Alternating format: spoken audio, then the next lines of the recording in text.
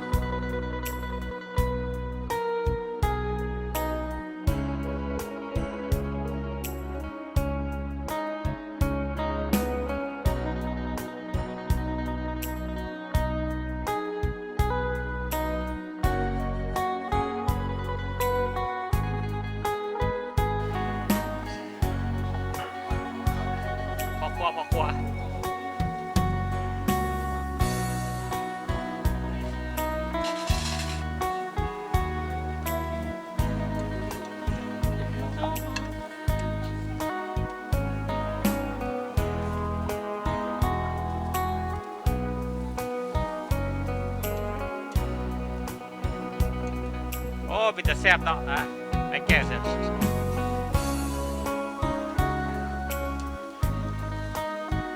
แซ่บแซ่บ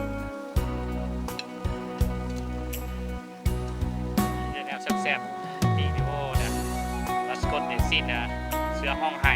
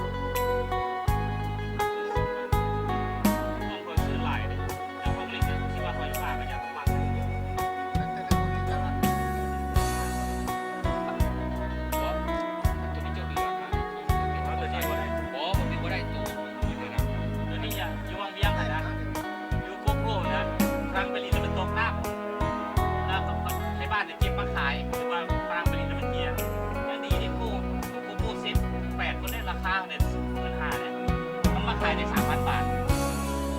ผมก็ไปอยู่วงไปวงเมียเปิดที่ถามผ่านนี่บอกว่าจะโดนแบบนี้นะ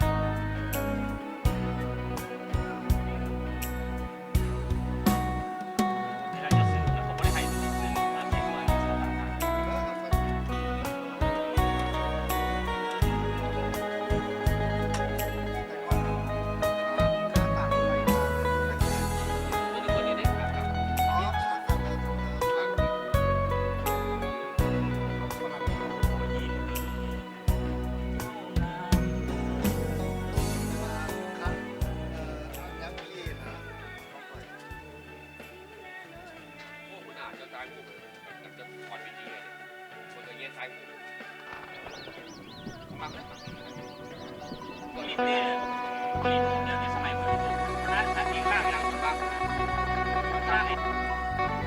กินเนื้อยังดาวมั่วไปกินเนื้อโบราณแต่พอกินปลาที่บ่พอแล้ว ไปเสียเงินว่าเล่าก่อนนะเล่าแพ้ก่อนนะบุฟฟี่เราหาแก้วเนี่ยแก้วนึงก่อนเนี่ยหาเราอะไรเบิ้ง30 คน เขาจะจ่ายอีกครับคนเราเข้าไปของเราคนบริจาคชุดละก็ เรา แก้มน้ำมันยังอันนี้สาร คอยแก้เป็นน้ำมันเป็นเดียวเขาคึกเป็นเรามันก็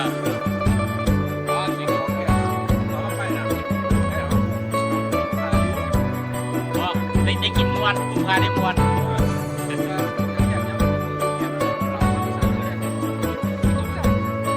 มีแต่แบบอยู่กับก๊อกเอาแบบก๊อกเอาเลยว่าเขากินแย่ครับคอยกิน